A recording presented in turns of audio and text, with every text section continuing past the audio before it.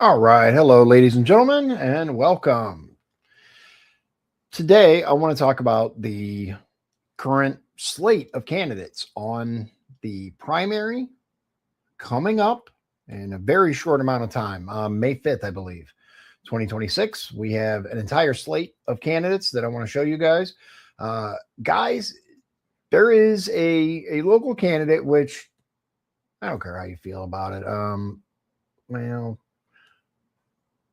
let me get this straight. I'll be right back. All right. Had a little glitch, but I got it fixed. All right. So, uh, personally, as you guys well know, I try to give you all the candidates that are running and let you make up your own mind. I'm here about the information. That's what it's about for me. The more informed you are as a voter, the better the decision you make when it comes to the booth. That said, there is a candidate for commissioner here in LaPorte County. The website is vote4Jody.com. You can also go to slaveofforcommissioner.com. Either way, when you go to the homepage, vote 4Jody, Jody.com. When you go there, there's home, about, issues, etc. Right? If you go to about up here, and go to 2026 LaPorte County candidate matchups.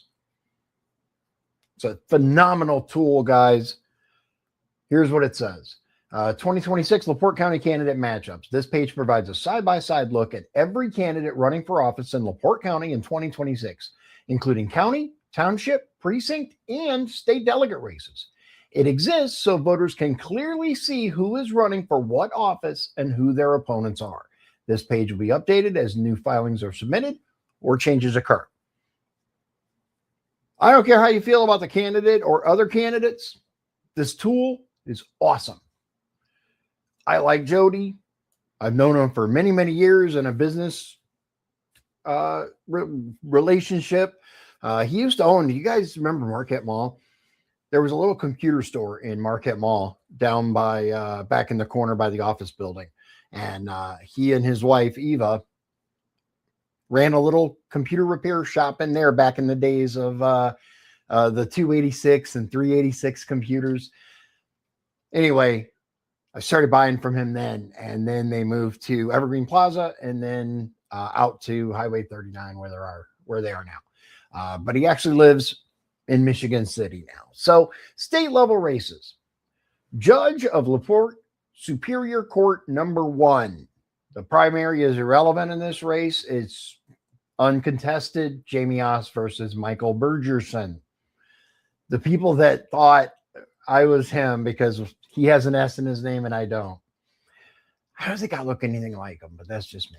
Judge of the LaPorte Superior Court number 2. There's no Republican filed for that. Stallbrink is the only person on Democrat. And my understanding is Stallbrink is good people. I don't know for sure, but everybody's a big fan of the way he runs his court from what I've heard.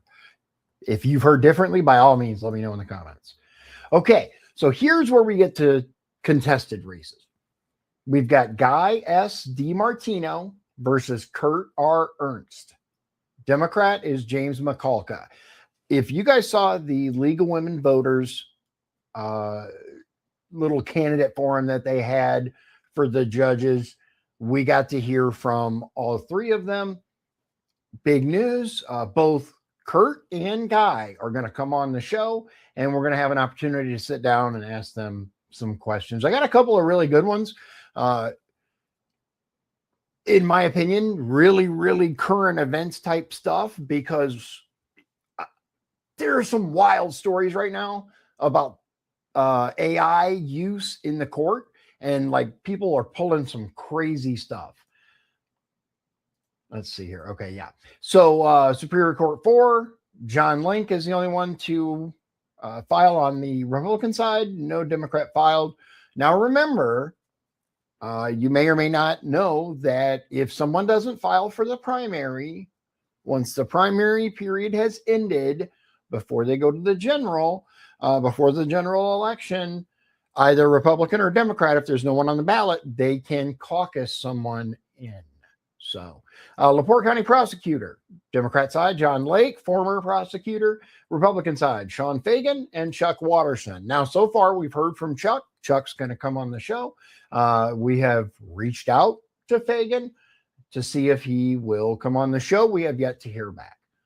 State Rep District 9, incumbent Randy Novak, who, as you guys remember, took the seat over after Pat Boy retired. Chris Cleveland is the challenger. We're going to reach out to him and see if he has time to come on the show as well. State Rep District 20, Juanita Haney versus Jim Pressel. Democrat side, Alicia Ferronic versus Laura Liskey. We are in the process of reaching out to all of these candidates to try to get them on the show before. And State Senate District 4, we have Nate Aldrich and Johannes Pillard. Democrat incumbent Rodney Pohl. All right, moving on to the county offices.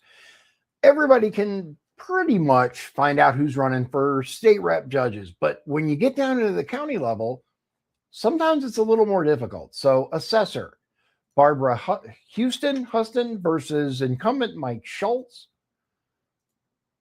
Commissioner Connie Grammarosa versus Jody Slaybaugh. As you guys see, Slaybaugh for commissioner. This just happens to be the best resource that I can find. I have made no bones about the fact that I'm not a huge fan of the incumbent. We'll talk about that another time. Democrats, though. So we have a packed primary this year. We've got Democrat side, Angela Hinsman versus Ron Meir, former Michigan City mayor. That's going to be an interesting matchup, I believe. We've got Julian John Watson, Republican side for County Council District 1. And then we've got Olga Pothorsky versus Gautama Goot Logwood. I've met Goot a few times. Olga, I have not met, but I've heard very positive things about her. John Watson, I've met a few times. So we will see. For LaPorte County Council District 2, Democrat side, Timothy Cavender versus Jennifer Jenny Heath. That name sounds familiar. I'm not positive, but I think that is the incumbent right now, and that is Joey Winsky's daughter, if I'm correct. Republican Ray Maloney versus John Pavolka. We will reach out to see if they can make time to have an appearance.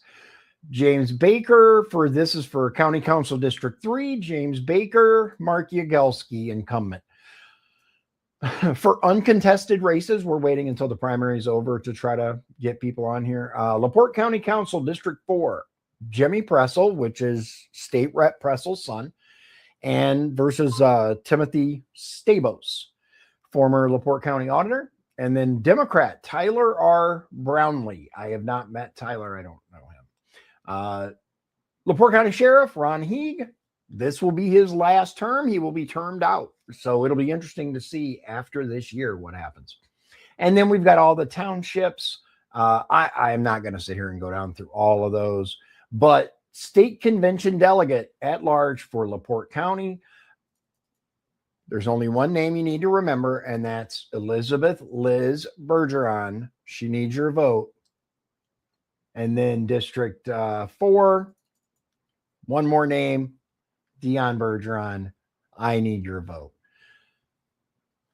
By all means, guys, if you want to look, and I recommend you do, township offices, for example, Center Township Board, there's a kind of annoying but amazingly incredible woman for running for Township Board as well.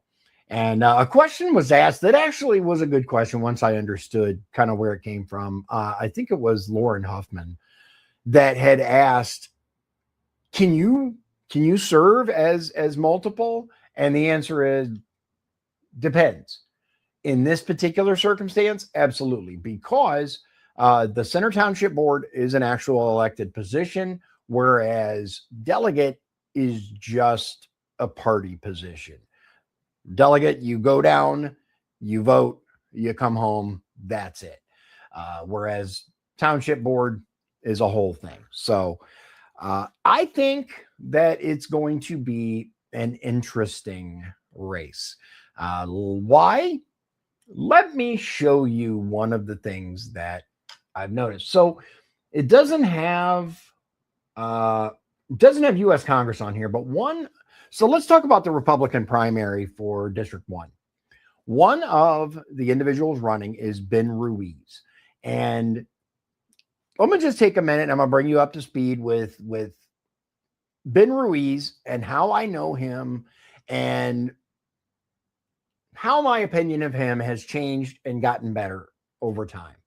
I don't know why the Zoom is doing. Hold on one second. I'm going to get the focus fixed on this. Okay. Sorry about that. Hopefully that fixes it. All right. So Ben Ruiz originally ran, not last time, but the time before when Jennifer Ruth Green won, right? So she did actually, let me double check my facts. Hold on. Let me make sure I got it. Okay. I wanted to be sure I had it right. Yes. In 2022, Jennifer Ruth Green won the Republican nominee and ran against Frank Mervan, barely losing. Ben Ruiz was not pleased and was very vocal about that. People felt that he was a sore loser. There were allegations tossed around. Now, in 2024, Randy Niemeyer, LaPorte County Republican chairman, won the nomination and proceeded to the general election against Mervan, where he also came close. So Ben Ruiz, according to Randy Niemeyer, Ben Ruiz immediately contacted Randy and said, hey, how can I help? Once Randy won, Ben lost. He immediately said, how can I help? So he improved. He grew. And I'm going to say, man, that first big loss, it hurts. It really does. And I understand. But seems like he's doing better. Why do I mention this? Because I got to give you context for who this person is. Okay, let me show you. This is from Ben Ruiz for Congress Facebook page, okay? And it says, there's a photo that says, to whom it may concern. I don't know if you guys can see this.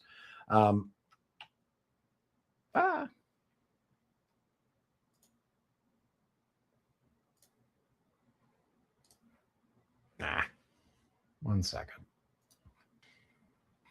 Okay, so we go to this post. It says here, thrilled and deeply grateful to receive the endorsement from LaPorte County Commissioner and Vice President Connie Grammarosa.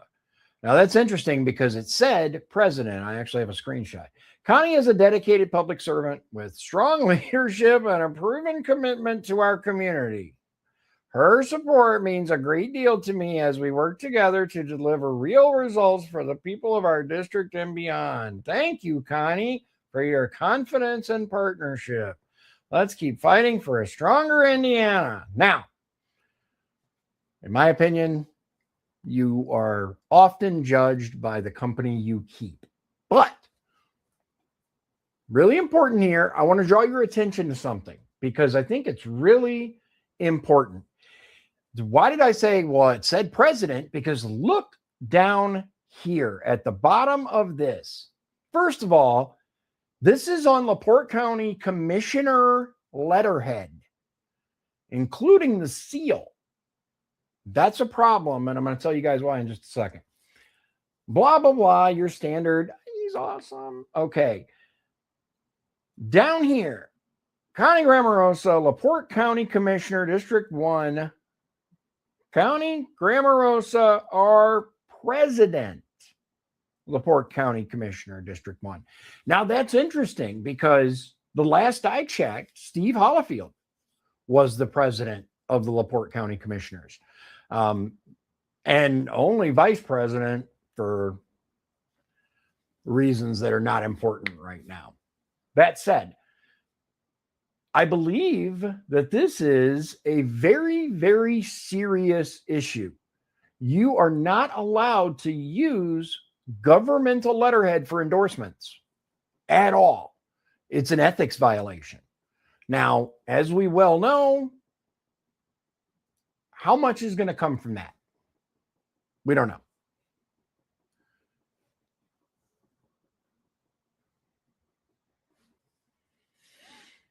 How much is going to come from that?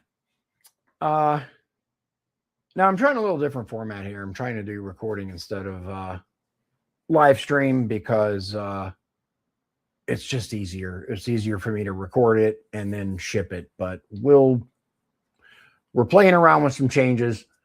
We'll get to it. Don't worry. Our candidate interviews are still going to be live because I think it's important. There is one small exception to that. I went to a kind of a meet and greet for the Secretary of State candidate, David Shelton. I do have a couple of videos to share with you guys from that. But other than that, I'm going to really try to drill down here. We've got the primary election coming up, which is, guys, so important. So important. Let me give you the thing on that. So in some areas, Michigan City is a perfect example. The Democratic primary, that determines the general election. Whoever wins the Democrat primary is getting voted in Michigan City. That's just the way that it is, especially if there aren't enough, or if there are exactly enough. Let's say it's a one-person spot and two people run for it. Whoever wins that spot's going to get in the general. Michigan City votes Democrat. It's one of the reasons why I don't live there anymore, among others. The importance of the primary election is so critical. Vote, guys. I know some people don't want to have to pull that ballot. They don't want to have to declare their party. They don't want to have to say, yes, I'm a Republican or yes, I'm a Democrat. But especially if you consider yourself a Democrat, go pull a Dem primary ballot. If you consider yourself a Republican, go pull a Republican primary ballot. You don't, in the state of Indiana, it's what's called an open primary, which means you do not need to have voted Democrat in the past to pull a Democrat primary ballot. You do not need to have voted Republican in the past to pull a Republican primary ballot. Now, people can contest and all that crap. There were some shenanigans in prior elections with crossovers and all this stuff. I personally believe you should be a Democrat if you're going to vote Democrat. You should be a Republican if you're going to vote Republican. But the Indiana legislature has spoken. The parties have spoken, and it is this way. This is just how it is. So if you really want changes in certain offices, the primary is where that happens. If you think, for example, let's take, another thing I'm going to, so when I ran for Congress and then state rep, I was assured by all Republicans that primaries make the party stronger. Primaries are important. Primaries are. However, there are people, particularly certain elected officials, who believe that anyone daring to run against them in the primary, that's a personal attack. They take it very, very personally, and they get very, very angry when someone does that. I feel a little differently about that than they do, because I think there's always room for improvement, but more importantly, there's room for discussion. There's room if you have, let's say, Bob, right? This isn't directed at anyone. If Bob is state rep, right, or Congress, whatever. If Bob is in this position and Jeff decides, I don't like the way that you react to this, and so Jeff runs for that position, in some instances, Bob gets absolutely livid, right? I don't agree with that. I think primaries do make the party stronger. They give the opportunity to have discussions about really important things. And if Bob has consistently voted for corporations and against the average Hoosiers, Americans, whatever, then I think Jeff has every right to call Bob to task for that. The other thing that I've heard people say is, oh, you don't attack a fellow Republican. There's a difference between attack and calling people to account for their record, right? Look, guys, how mad were the Republicans when Biden was president? We knew there was cognitive decline, and all the Democrats just said, he's fine, or they supported him, they backed him. The same thing here. If someone is consistently doing things you disagree with, and attack, I look at it as, I don't like fellow Republicans, right? You don't attack fellow Republicans. Yeah, you don't talk about their appearance. You don't come after them for personal stuff. I agree with that. However, their voting record, it's absolutely fair game. Absolutely fair game. Because the point is, I wouldn't have voted for that bullshit. I being Jeff in this instance, right? Jeff says, I'd have voted opposite than this person on this because I believe very differently than this person. It doesn't mean they dislike the person. It doesn't mean they're attacking the person, but some people's identities are so wrapped up in the political position that they hold that they just cannot fathom anyone running against them. It's an attack. That's not a fucking attack. That's someone telling you you're not doing a good enough job and they think they can do better. That's perfectly okay. And people should absolutely be held to account for the decisions that they make as a politician. When you're elected, you are accountable to your bosses, which is the public. Someone running for office is part of your constituency. It's part of your bosses. It's a job evaluation, and it's time to be evaluated.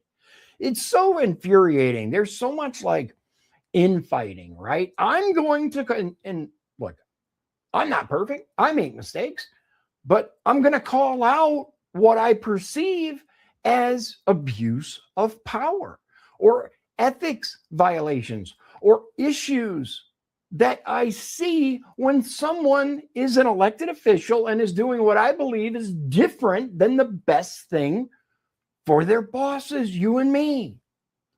That's just how I feel. In many instances, I feel that way about several positions on the ballot. I feel like these people have not represented my interests. So absolutely, I'm going to either fund people to run against them, feature people to run against them, or give you guys information.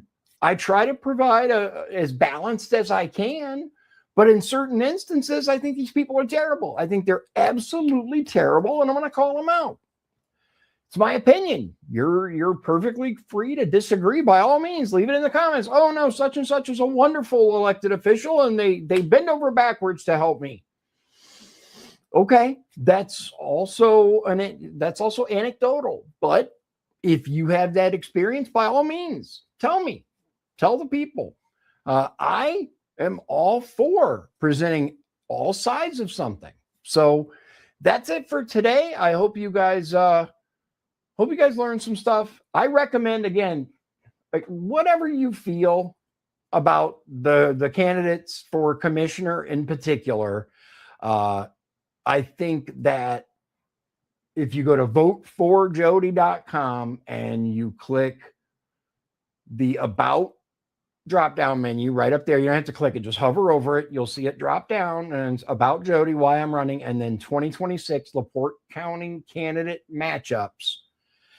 It gives a very easy to follow list organized by position, which in my opinion is much easier than even Ballotpedia. Love it.